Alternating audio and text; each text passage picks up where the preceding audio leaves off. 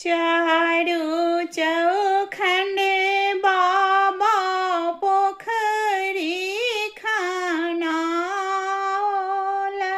चारू दिस कलसा धराऊ हे चारू चौखंड बाबा पोखरा खानाओला चारू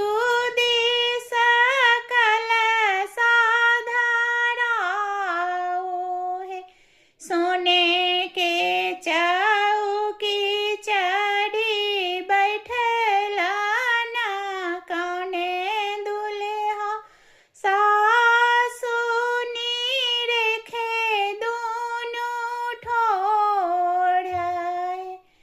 केही तोराया है बाबू मुहावा उड़े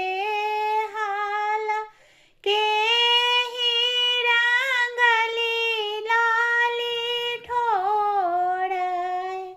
दादी मोराया है सासु